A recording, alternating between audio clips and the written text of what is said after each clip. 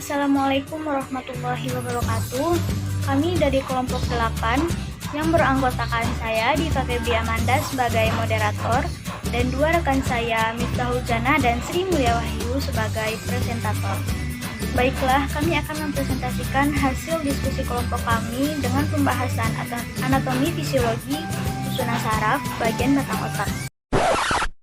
Batang otak merupakan susunan pada anggota posterior atau belakang otak. Batang otak terletak paling kaudal dan secara filogenetik merupakan bagian otak tertua. Secara keseluruhan, batang otak terbagi menjadi 3. Yang pertama medula oblongata, yang kedua pons, dan yang ketiga mesencephalon.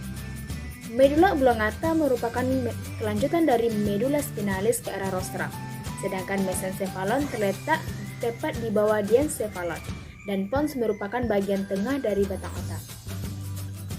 10 dari 12 pasang nervus cranialis keluar dari batang otak dan terutama berperan untuk persyarafan kepala dan leher. Pada gerak volunter, batang otak merupakan jalur yang dilewati impuls rangsang sebelum mencapai cerebrum. Impuls rangsang ini dihantarkan oleh tractus ascendens atau serat-serat saraf yang menghantarkan impuls ke otak. Lalu, impuls respon dihantarkan oleh tractus descendens atau serat-serat saraf yang menghantarkan impuls menjauhi otak. Pada perbatasan selang batang otak dan medula spinalis terjadi penyilangan serat-serat kortikospinal atau serat-serat saraf descendentes dari cerebrum ke medula spinalis. Serat-serat kortikospinal dari otak kiri menyilang ke anggota kanan medula spinalis dan serat dari otak kanan menyilang ke anggota kiri. Penyilangan ini menyebabkan anggota tubuh kanan dikendalikan oleh otak kiri dan anggota tubuh kiri dikendalikan oleh otak kanan. Batang otak merupakan tempat melekatnya seluruh saraf kranial kecuali saraf 1 dan 2 yang menempel pada cerebrum atau otak luhur. 1. Diencephalon. Diencephalon adalah bagian batang otak paling atas dan terletak di antara cerebellum dan mesencephalon. Pada diencephalon terdapat dinding dan dasar yang tebal, tetapi atasnya tipis. Pada dinding diencephalon terdapat suatu daerah yang disebut dengan talamus. Di bawah talamus terdapat suatu daerah yang disebut dengan hipotalamus. Pada hipotalamus ini terdapat daerah-daerah yang menjadi pusat kegiatan manusia seperti pusat pengatur suhu tubuh, pusat pengambilan makanan, zat-zat makanan, pusat ekspresi emosional, dan pusat aktivitas seksual. 2. Mesencephalon. Mesencephalon adalah bagian teratas dari batang otak yang menghubungkan otak besar dan otak kecil. Mesencephalon merupakan bagian otak yang pendek dan terkontriksi yang menghubungkan pons dan cerebellum. Mesencephalon berfungsi sebagai jalur penghantar dan pusat refleks dan juga berfungsi dalam hal mengatur respon, gerakan mata, pembesaran pupil mata, mengatur gerakan tubuh, dan pendengaran. Mesencephalon terdiri atas 4 bagian yang menonjol ke atas, 2 di sebelah atas atau corpus quadrigeminus superior, 2 di sebelah bawah yang disebut quadrigeminus interior. Bagian-bagian mesencephalon yaitu corpora quadrigemina, colliculus superior yang berkaitan dengan refleks visual, dan inferior yang berkaitan dengan refleks auditory. Di dalam mesencephalon mengandung nuklei saraf oranial 3, 4, dan 5 sebagian. Terdapat juga substansi nigra, yakni area neuron berpigmen yang penting dalam fungsi motorik. Selain itu ada juga nukleus merah, yaitu massa neuron merah muda berbentuk oval yang berperan dalam tonus otot dan postur. 3. Pons. Pons merupakan stasiun pemancar yang mengirimkan data ke pusat otak bersama dengan formasi retikular. Pons juga yang menentukan apakah kita terjaga atau tertidur.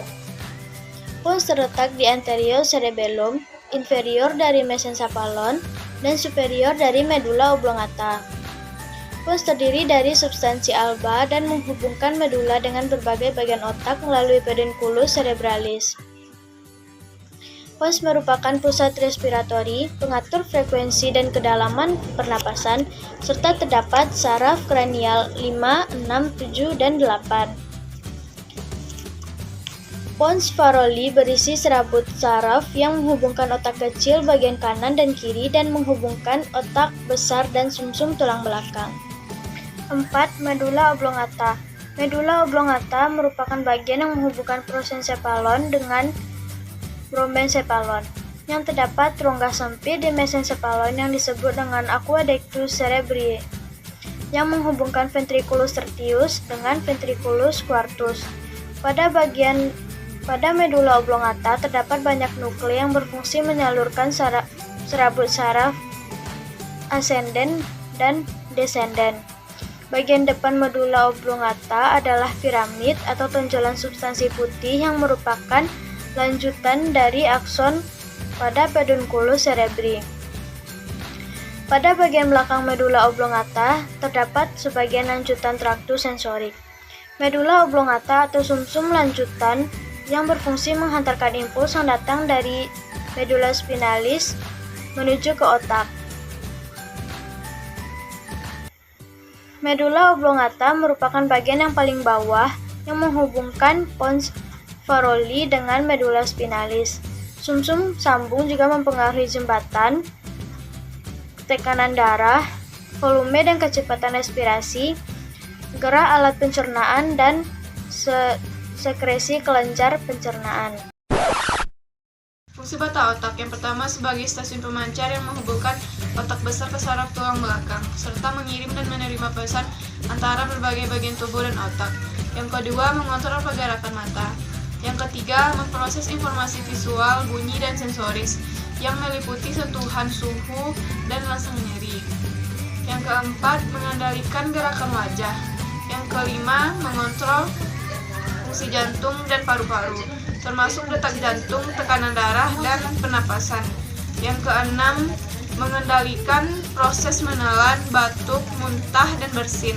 Yang ketujuh, membawa sinyal ke dan dari seluruh tubuh. Yang kedelapan, menyampaikan informasi antara saraf perifer dan sumsum tulang belakang ke atas bagian otak. Yang pertama yaitu stroke batang otak.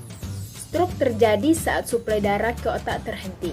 Kerusakan dan tingkat keparahan stroke tergantung pada bagian otak mana yang mendapatkan gangguan dan luasan bagian yang terganggu. Batang otak ini terdapat di atas saraf tulang belakang. Stroke batang otak bisa mengancam kerja tubuh vital yang mengancam keselamatan jiwa manusia. Manusia mempunyai dua jenis stroke batang otak, yakni stroke iskemik atau yang biasa terjadi dan stroke hemoragik. Stroke iskemik dikarenakan adanya gangguan pembuluh darah yang memompa darah ke otak. Stroke hemoragik adalah serangan stroke yang terjadi akibat pecahnya pembuluh darah otak. Hal ini dapat membuat darah tersendat dan mengakibatkan adanya tekanan di otak. Beberapa kasus yang mengakibatkan resiko mendapatkan stroke batang otak ini yakni tekanan darah tinggi, kolesterol tinggi, diabetes, penyakit kardiovaskular, kelainan darah, kehamilan, kanker, dan penyakit autoimun. Gejalanya meliputi pusing, gangguan keseimbangan tubuh, mual atau muntah, sulit berbicara dan menelan, bicara pelo, mati rasa dan mengalami kelemahan pada satu sisi tubuh. Pupil mata mempunyai ukuran yang berbeda, sakit kepala mendadak, vertigo atau tergantungnya fungsi pendengaran. 2. Kematian batang otak. Kematian batang otak didefinisikan sebagai hilangnya seluruh fungsi bagian otak, termasuk fungsi batang otak secara irreversibel. 3. Tanda utama manifestasi kematian batang otak yaitu koma dalam, hilangnya seluruh refleks bagian batang otak, dan apnea. Diagnosis kematian batang otak dilakukan dengan secara klinis. Tidak diperlukan pemeriksaan lain apabila pemeriksaan klinis dapat dilaksanakan secara kuat. Glioma. Glioma batang otak merupakan tumor yang sangat heterogen, baik secara manifestasi klinik dan secara bentuk patologiknya. Pada penanganan perioperatif perlu dipertimbangkan berdasarkan dari cara pengangkatan tumornya. Pemakaian steroid perioperatif, metilprednisolon, perencanaan ventilasi mekanik hingga pemulihan ventilasi dan refleks batuk normal, pemasangan gastrostomi pada pasien dengan gangguan menelan, asuhan keperawatan yang baik, dan fisioterapi.